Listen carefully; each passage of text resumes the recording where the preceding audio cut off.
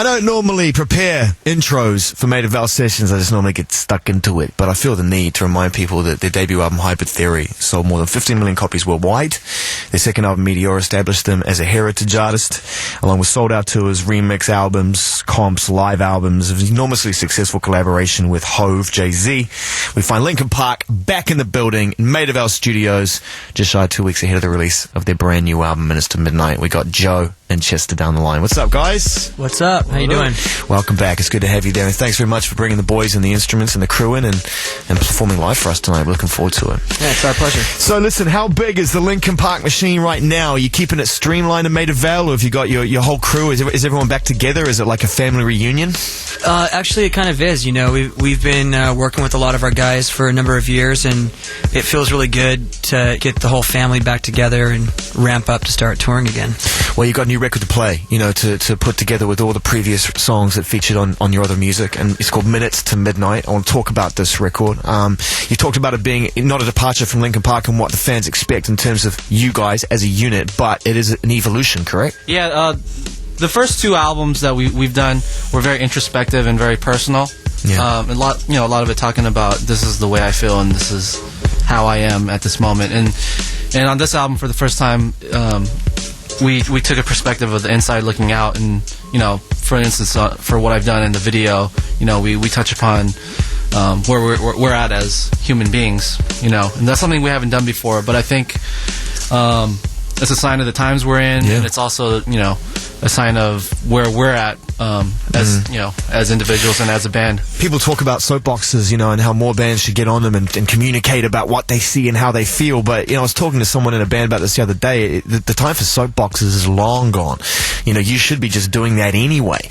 You shouldn't have to make a statement going out there and saying this is what's going on in the world. It should just pretty much permeate through your music, I think, because if it doesn't, you've got your eyes closed. Yeah, I think in the 60s and early 70s, there really was a big movement from musicians to say things that people were afraid to say, I guess. And now it's kind of like we have the right. Like, people expect it from us. It's not like something new. But I think what's more important today is actually the people who aren't in bands. Just the average person needs to start actually doing more. I think a lot of people do a lot of great things, but it's really time for people to really start acting upon the things that we're saying. And I think that's where a lot of the change is going to come. People know what's wrong in the world and they know what's right, and it's just about time to start acting on it. And on that note, it seems appropriate to get you guys to perform your first dose of live music, the very first single taken from what I would consider to be your third record. No disrespect to any of the other collaborations or things you've done, but this is really the third Linkin Park album. It's called Minutes to Midnight. It's out May 14th, I believe, and if you guys can fire up and hit us off with a stirring rendition of What I've Done to launch this session.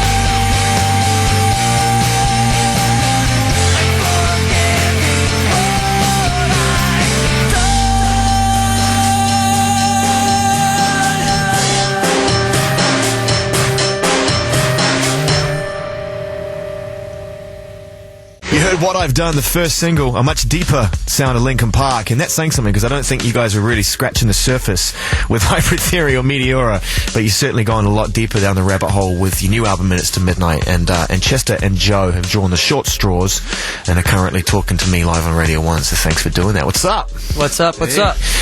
Is everybody contributing everything to the band again in terms of artwork, in terms of videos and all that kind of stuff? Are you keeping it completely, within the crew again? Yeah, pretty much.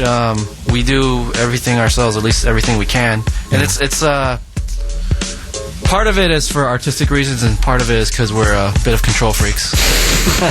True indeed, and let's be honest, you get paid as well. You get to pay yourself, which is I don't know about that. Yeah, we take what we do very, very seriously, and the only way that we can make sure that we don't kind of get led in the wrong direction is by steering the ship ourselves.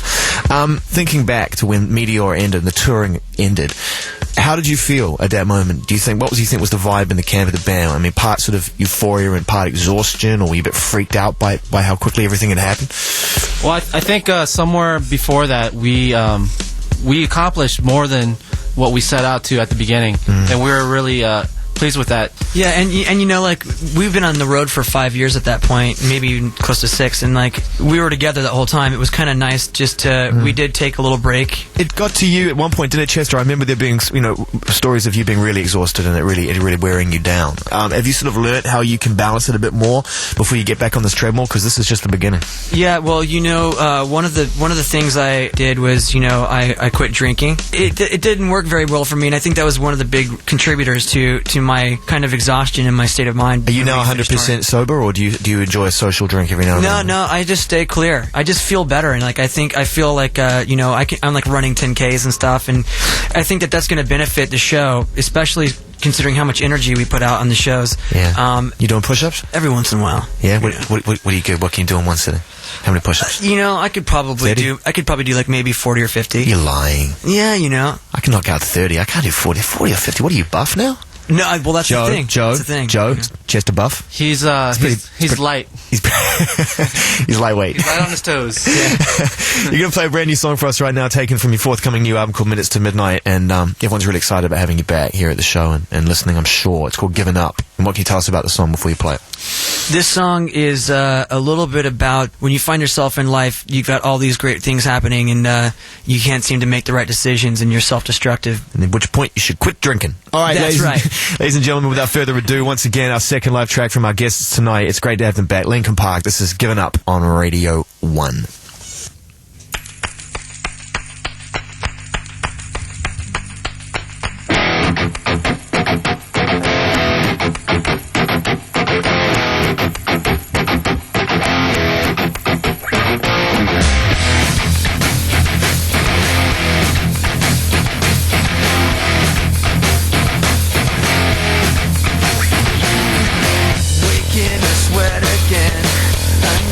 Day's been laid to waste in my disgrace. Stuck in my head again. Feels like I'll never leave this place. There's no escape. I'm my own worst enemy. I've given up. I'm sick of feeling. Is there nothing you can say? Take this away. I'm suffocated. Tell me what the fuck is wrong with me. I don't know what to take. Thought I was focused, but I'm scared. I'm not prepared. I hyperventilate, looking for help somehow, somewhere, and no one cares. I'm my own worst enemy. I've given up. I'm sick of feeling. Is there nothing you can say? Take this away. I'm suffocated.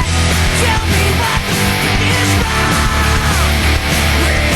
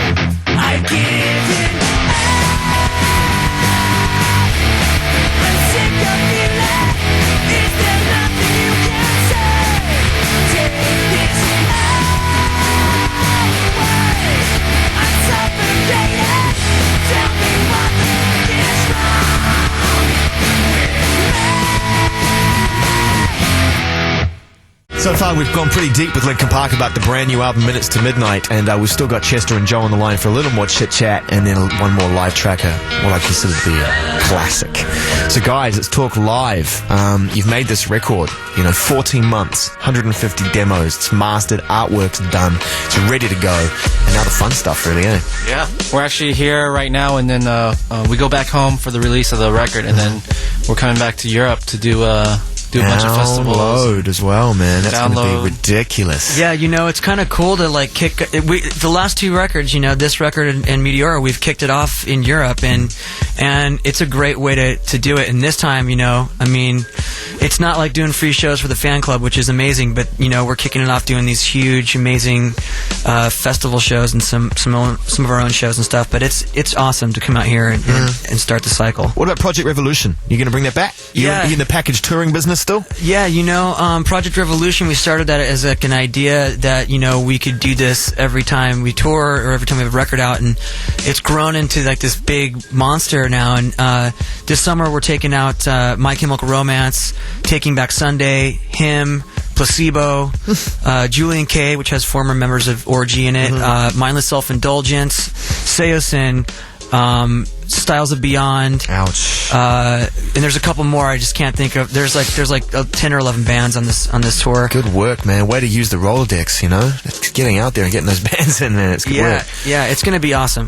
When you think about it, it's been so quick. I know that you're in the second half of your first decade, but still, when you think about how many records you sold, everything you've achieved, I saw a photo the other day when I was doing a bit of extra research to get ahead of this of you, Chester, with Mike and their performances at the Grammys, and Jay-Z and Paul McCartney. Yeah, it's just crazy, isn't it? Do you allow yourself time to reflect, or is that dangerous? It's really good to reflect because we've had so much happen in such a short period of time, and that was definitely a highlight. One, to do the project with Jay-Z was great, and then to get nominated for a Grammy was out of this world, and to win. And then and then we did the performance, and we brought Paul McCartney out, and I should say he graced our stage, and that was, talk about a once-in-a-lifetime opportunity to harmonize over such a beautiful song with such an amazing songwriter. You must have had every single bit of energy in you used to just not crack up in hysterics at the simple surrealness of the whole event, Yeah, I'm a fan, so I'm a fan of all the bands that we have a pleasure of playing with and meeting, and I get a little dorky sometimes, I get a little nervous, so to speak, when I'm around people that I admire that much, and it was quite a great experience.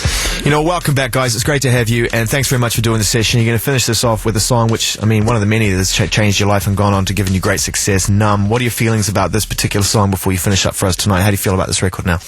We like it a lot.